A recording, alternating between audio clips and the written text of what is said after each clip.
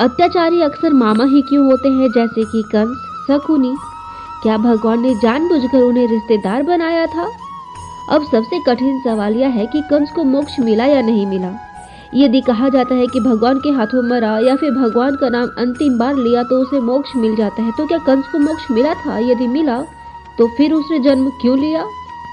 चलिए, इन सारे सवालों के जवाब आपको इस वीडियो में पूरी तरह से मिल जाएंगे, और साथ साथ में यह भी कि साल के आखिरी दिन में हमें क्या करना चाहिए जिससे कि पूरे साल और अच्छे से गुजरे। चलिए आगे बढ़ते हैं इस कहानी की तरफ।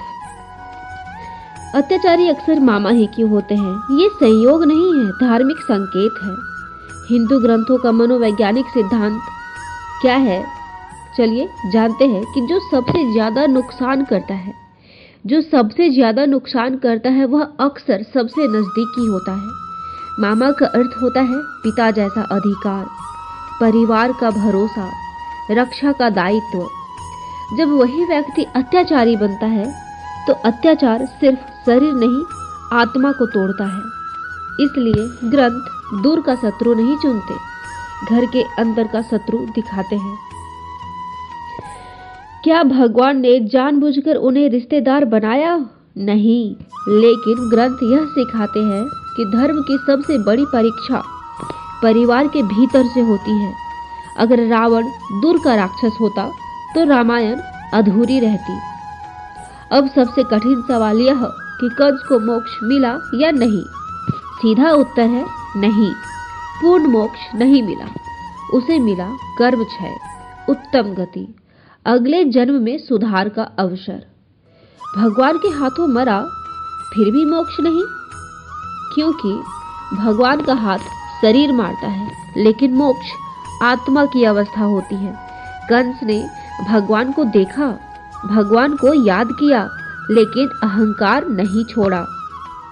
तो फिर लोग क्यों कहते हैं कि नाम लेने से मोक्ष मिल जाएगा? यह अधूरा सत्य है।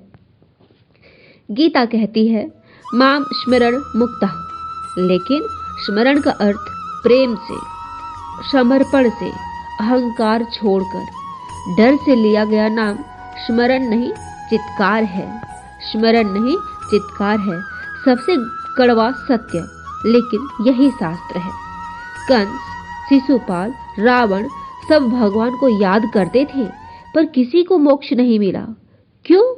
क्योंकि याद किया पर बदले नहीं।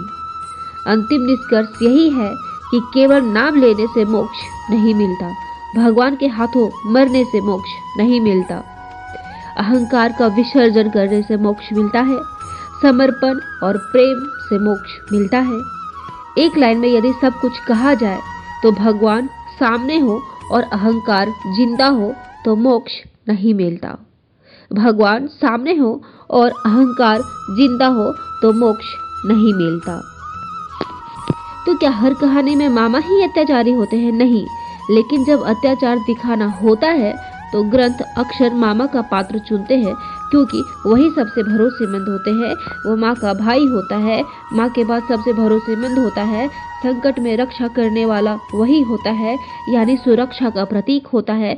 मामा सुरक्षा के प्रतीक होते हैं, और यदि उसके बावजूद उन्होंने नुकसान पहुंचाया है तो फिर हमें ग्रंथ यही सिखाता है कि हमें हर किसी से सतर्क रहना चाहिए, क्योंकि अक्सर पीड़ा हमें हमारे सबसे करीब ही देते हैं। पिता का अत्याचार दिखाई देता है, मामा का अत्याचार आत्मा को तोड़ता है। इसलिए ग्रंथ घर के भीतर का अधर्म दिखाते हैं। क्या इससे कोई सामाजिक संदेश है? हाँ, ग्रंथ चेतावनी देते हैं कि सबसे ज्यादा सावधान रहो अपने लोगों से। सबसे ज्यादा सावधान रहो अपने लोगों से। शक्ति अगर भावनाओं से ऊपर चली जाए तो रिश्ते भी हथियार बन जाते हैं। मामा इसलिए पापी नहीं क्योंकि वो मामा हैं, उन्हें इसलिए चुना गया क्योंकि वो सबसे भरोसेमंद रिश्ता है।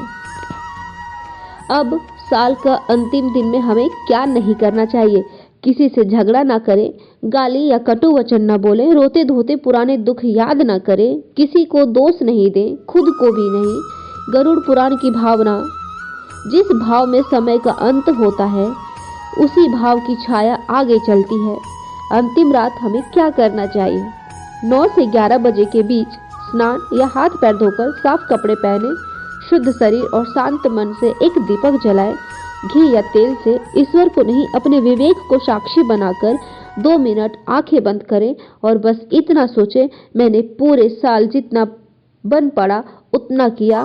खुद को गाली नहीं देना है, खुद को दोष नहीं देना है और सबसे शक्तिशाली शास्त्रीय संकल्प यही है कि हम अपने कर्म को बदलेंगे, अपने भाव को बदलेंगे, धर्म की मार्ग पर चलेंगे और यह संकल्प बिल्कुल ना ले, मैं अमीर बनूंगा, मेरी सारी समस्याएं खत्म हो जाएंगी, सब मुझे समझे।